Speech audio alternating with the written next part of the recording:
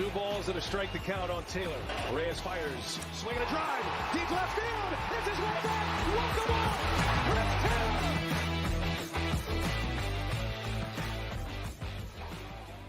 What's up, everybody? Welcome into DodgerHeads Live, presented by DodgerBlue.com, part of the Blue Wire Podcast Network. My name is Jeff Spiegel, joined tonight by AJ Gonzalez for our Game 2 pregame show. AJ, the one rule tonight is we're not talking about Game 1, all right? The focus is entirely on the game in front of us. We got about 20 minutes, 25 minutes till first pitch. How you feeling? What do you mean Game 1?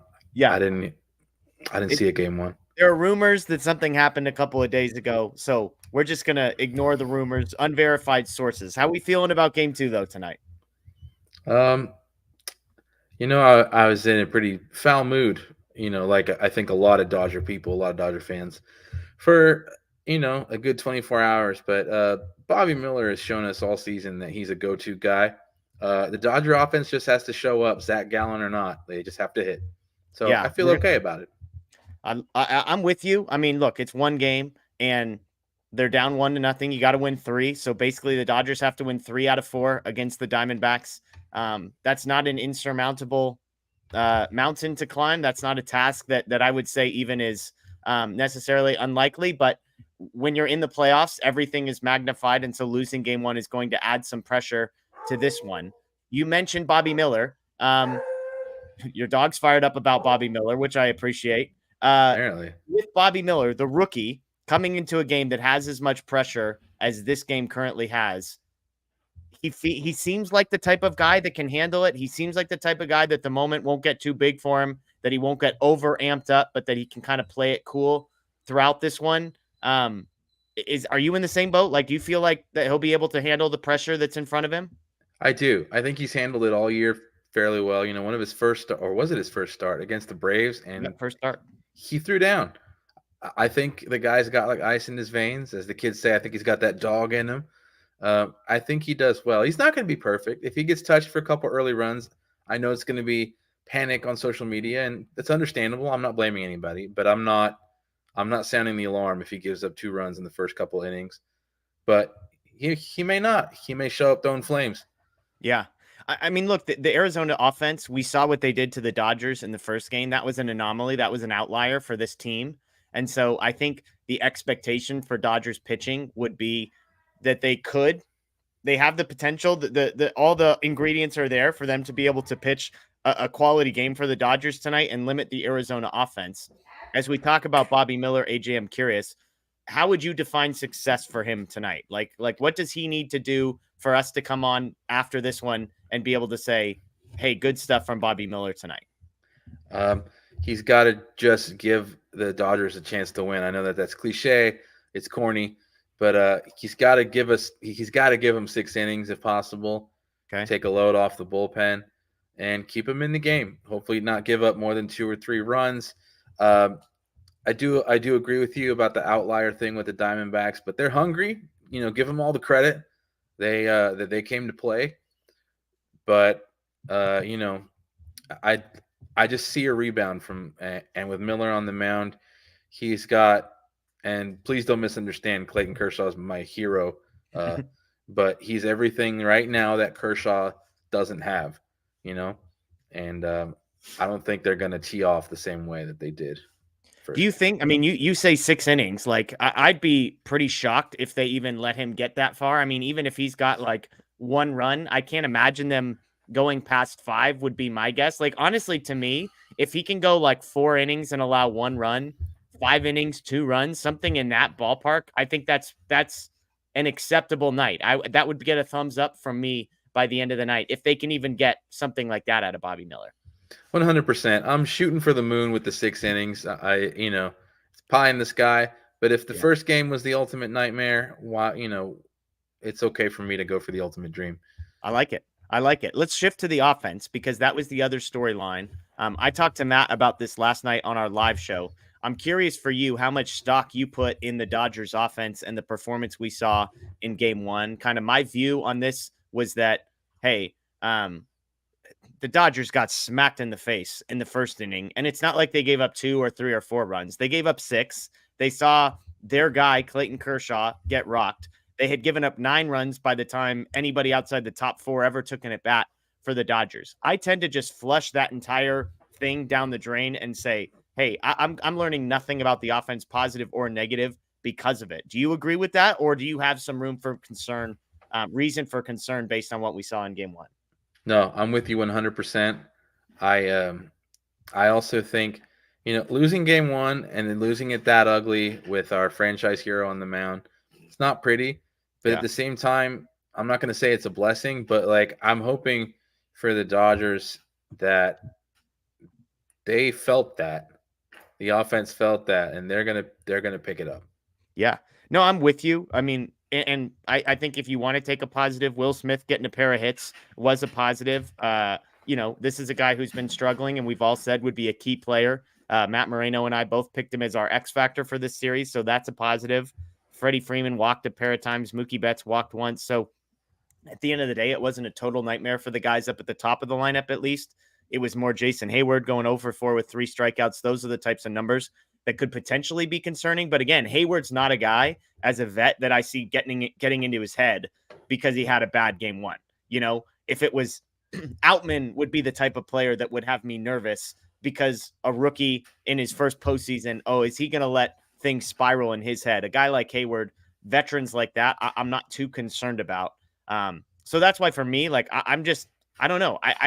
I think I said last night, I think the Dodgers need to score 5 runs. And if the offense can get you 5 runs, I think you have a very good chance to win. Because I think pitching wise, the Dodgers are going to be able to piece this together. I think the bullpen's going to be able to be nails once you get to the arms you need to get to. And I'll say it up front. Like, I think the Dodgers get at least 5 runs offensively tonight. Yeah, I think they get at least 5. I think that they will need it just in case. The Diamondbacks are hungry for sure. But yeah, I see them dropping to 5 spot at minimum. I like that. I mean, I'm looking at some of the odds for tonight's game. The Dodgers are heavy favorites, minus 162 on the money line. If you're looking at total runs, Dodgers over, team total over is just 3.5. It's minus 150 on the over. But that's an interesting number to look at because 3.5. I mean, I feel pretty good about the Dodgers getting 4. I guess it comes down to how you feel about Gallen. We've talked on this show, 10 innings, 11 earned runs against the Dodgers. He allowed 15 hits and 6 walks in 10 innings. How much stock do you put in that performance, what he's been able to do or not been able to do against the Dodgers this season? It's hard to tell because, with rolling shit, Merrill Kelly on the mound the other night, he was 0-11, I think, something like that. And the Dodgers torched him every single night. And the other night he shoved. And so it's, wherever Blake is, I hope he hears me. The whole playoffs are just, they're a crapshoot. Like anything can happen. But Gallen is not unhittable. Gallen is not the type of pitcher that typically gives the Dodgers fits. The kind of guys that scare me against the Dodgers in the playoffs are guys that we saw on the other end of the division series the other night with Ranger Suarez. Guys like that, the crafty lefties who have no business shutting them down. Zach Those Davies are the guys that scare me. Gallen coming from the other side. I see them bouncing back. This was an interesting stat from Jack Harris of the LA Times. He pointed out Gallen's struggles, 9.9 ERA against the Dodgers, 3.15 against everybody else. But he said that one possible reason for the Dodgers' success is that his best breaking pitch is a curveball, but the Dodgers basically are one of the top 3 teams in either batting average or slugging against curveballs. On the flip side, Bobby Miller, fastball dominant guy, the Diamondbacks hit 259 against pitches 98 miles an hour or above. That was the 4th best mark in Major League Baseball. So you've got a guy that's going to throw a bunch of curveballs against a team that hits the curve as well as anybody else. And then you've got another guy who's going to be throwing absolute gas against a team that was one of the top 5 in hitting the fastball. So that'll be an interesting matchup. Whereas you think the velocity is a huge plus, and obviously it is, against this team, the Diamondbacks, maybe that advantage, if you will, is minimized a little bit. So interesting to see. Those are 2 things to watch: is how many curveballs does Gallen throw, and can Bobby Miller get the fastball past the Diamondbacks and prevent them from putting a real swing on some of that stuff. I'm curious for you. I mean, as we creep towards the beginning of this game, about 15 minutes away, as you look through, who's an X factor for the Dodgers? I mean, I'll take off the obvious names. It can't be Bobby Miller. It can't be Mookie Betts. It can't be Freddie Freeman. Is there somebody in the Dodgers lineup tonight that you're looking at and saying, I need a big game from this person, and I think I'm going to get it? I'm going to throw out a wild card. I'm going to say Peralta. Okay. He's been a huge part of the heart of this team all year. His teammates love him. He's very evocative out there and demonstrative, and he struggled over the course of the late summer. And so to see him, I'm not looking for him to go 4 for 4 dingers. Look, all right. But to just see him get a couple of big hits, get a couple doubles, smack him the other way. Yeah. That a player like that can inject a lot of lifeblood into a team that has just monstrous expectations like the Dodgers. And that's the kind of thing I'm seeing. The other answer I would have given is Jason Hayward. So Amanda Z chiming in on YouTube. She's going Jason Hayward. I mentioned this is a guy who has crushed righties all season and yet was 0 for 4 with 3 strikeouts in game 1. We've got Jay going with James Outman as well. Again, another guy that, bottom of the lineup that we're talking, we got the 6, 7, and 8 hitters for the Dodgers all mentioned here, which I think is fair. I mean, I think you've got guys like Will Smith who performed well, JD Martinez who performed well. I'm just looking down this lineup. The name that catches my mind is, do we get a Max Muncy home run? Do we get a big swing from Max Muncy? We've seen it in postseasons past. That doesn't mean he's necessarily been the most consistent guy, but he has come up with huge hits. I'd love to see a big hit from Max Muncy, maybe even in the first inning, just to get this thing rolling. Like, can Bobby Miller give you a clean first inning, and can the Dodgers come back and maybe put one on the board in the bottom of the first? I think that would give everybody the ability to just take a deep breath. We just need something to cleanse the palate, to remind us, AJ, that this team is not dead, that this team is, a heavy favorite in tonight's game. I'd be curious. I haven't looked at the series price, but if right now, without looking, if you had to guess if do you think the Dodgers are still favored in the series? Gambling is not particularly my strong suit, but I would say my guess is no, because of the short series. Yeah. And what happens when you win the first game. I'm guessing Vegas odds has quite a heavy finger on that, but I mean, you are right. The Dodgers are underdogs, but it's plus 120. Diamondbacks are minus 150. So, I mean, the idea that the Dodgers are basically plus 120 to win by 3 games. So to give you a perspective, the Diamondbacks have longer odds of winning tonight's game than the Dodgers do of winning the whole series. Wow. It kind of surprises me, and not to be not to put too much weight on what the Dodgers have to do this series, but you're essentially saying they have to beat Gallen twice and win 3 out of 4. Yeah. So again, and I mean, and that's why games like tonight can be sort of multipliers in a way, because if you get to Gallen tonight, then you feel a lot better about if you end up getting to face him again in a game 5. Whereas if he shoves tonight, even if you can pull off a win and get yourself to a game 5, maybe he's pitching with more confidence and you're hitting with less confidence. So it's an interesting sort of cat and mouse game with all of this stuff for the Dodgers. So yeah, I'll go with Max Muncy. The good news too is for the Dodgers, if we're just looking at sort of back on the pitching side, look, they get 1 game off in between every single game this series. You're never going to be asking a guy to pitch 2 days in a row. So the nice thing is the bullpen, you can just basically deploy your entire bullpen every single night. The only guy I would guess that might not be available would be Shelby Miller, because he got you 6 outs. Although I think Shelby Miller only threw like 3 pitches more than Michael Grove threw. I think it was only like 27 pitches or something that Shelby Miller threw, if I'm not mistaken. And obviously 27 pitches is not, that's a long 1 inning and a short 2 innings. So the good news for the Dodgers is that all of those guys would be available. I would guess. Yeah, 27 pitches for Shelby Miller, Michael Grove 25 pitches, Vesia 14, Ferguson 10. Obviously, Emmett Sheehan throwing 71 pitches, and Clayton Kershaw would be the 2 unavailable for tonight. But good news for the Dodgers bullpen, which I've said all along is a huge advantage. The problem is if you go down 9-0 in the second inning, AJ, the bullpen ceases to be an advantage for you. Yeah, I mean it can't be overstated how much that just popped the wind out of the sails. Yeah. And something you were saying earlier that I was going to say is like the biggest key. is if Bobby Miller can have a clean first inning. And if it can't be a clean first inning, can it be an inning where he doesn't let any runs score, even if they threaten with a runner, with a runner or two? Yeah. Can he get out of the first inning unscathed? Because that was such a shell shock to the fans. And I know that they're professionals, but that has to be a shell shock to the offense to be out there for 9 runs to drop. And then all of a sudden you're not just in a hole, you're in a canyon. Yeah. So. Yeah. No, I'm with you. So again, Bobby Miller, I think if we're ranking kind of key members tonight, Bobby Miller would have to be the top. Let's throw some rapid fire, just sort of predictions at you, AJ. I know you said you're not much of a gambling guy, but I'm going to throw a bunch of lines at you. We mentioned one, the Dodgers team total for runs scored tonight is 3.5. It's -150. So it's not great odds, but I love the over there. I don't like laying -150, but I love the over on 3.5. It sounds like you agree with me. Yeah, totally.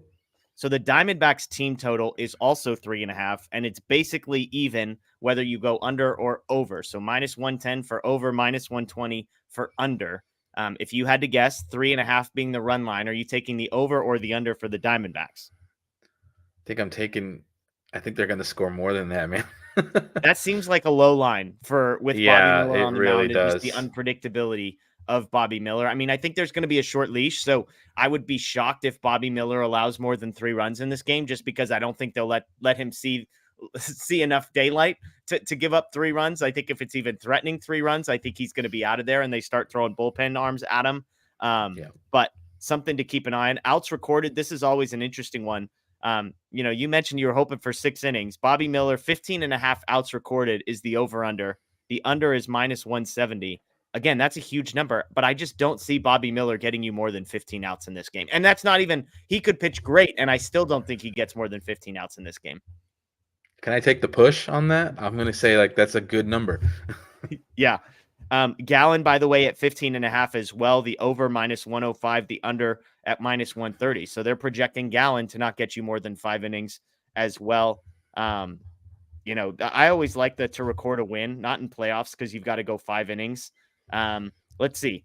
Let's see some hit props, maybe. Let's see. Who's the Dodger most likely to get a hit? You get Peralta -175 to get a hit. Then you get Freeman, 2 hits, gets you +180. So they're projecting Peralta a heavy favorite to get 1 hit. J is -210 for 1 hit. Outman, you're basically getting even money on a hit. You like that one? You think Outman gets a knock tonight, -120? Yeah, I do. Hayward, -145. I think that's a number I like. I mean, if you were just going to make a little parlay here, something to keep an eye on there. For sure. I see something in the chat that Austin Riley home run. It looks like 5-4 Braves in the bottom of the 8th. So man, if they escape with this win, that changes everything, because it looked like they were going to go down 0-2 going back to Philly. 4-0 and getting no hit through 5 innings. Yeah, and they've now scored a run in the 6th, 2 in the 7th, 2 in the 8th. They have 5 runs on 4 hits. How's that for a box score? That's the kind of Braves thing we all expected, I think, right? Not the one we were getting for the first 4 hits 15 and a walk. innings. 4 hits and a walk, and they have 5 runs scored. So, I mean, look, this is maybe a ridiculous question, but as a Dodgers fan, you're watching a team that went down 1-0, and that team then went down 4 runs to the Phillies against the guy who was no-hitting them and came back. That makes me feel a tiny bit better to watch somebody else do what I'm hoping my team's going to be able to do, which is to bounce back and claw their way into the series. Yeah, I feel like I've been watching baseball my whole life, and then sometimes I watch it and go, I don't know anything about this game. Yep. Yeah, I'm with you. And look, I mean, Blake and I are aligned on the playoff baseball is random. I've been on that train for 7 years. It 100% is. Yeah. And I mean, look, Clayton Kershaw in game 1 is the perfect example of that. He does something in the postseason he's literally never done in his entire major league career. So we'll see. We're about 5 minutes from game time here, AJ. So I'm going to put you on the ultimate spot now, and I'm going to ask you for a prediction. I will say our own Matthew Moreno predicted a Dodgers loss tonight. I want that on the record. He put that on tape last night. We'll see if he's still in the chat here and wants to defend himself. He's predicting a loss tonight. I said I was going to reserve my prediction for this show. So give me your prediction for tonight, folks. If you want to throw your prediction in the chat, we'll throw those up.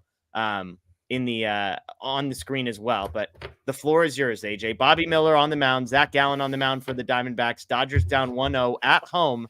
Give me a prediction. I've been negative for like 36 straight hours, and now I can't help my nature. Dodgers win, but it's going to be ugly. It's going to be like 9-8. Oh, 9-8. Jeez Louise. We've got EB with a 6-2 Dodgers. Matt now claiming that he was trying a reverse jinx, which, look, I'll respect it. I picked against the Dodgers all the way through the 2020 World Series run and kept being successful. 6-2. Look at this. This is a popular number. Joey Akers also says 6-2. Clint has got 6-4. Robert, 30-0 Diamondbacks. That would be uglier than your prediction, AJ, in case you were wondering. Lorena says she's got the Dodgers to win. D-backs 3-0 on a Tim LeCastro homer. 9 hits and 6 walks, no runs.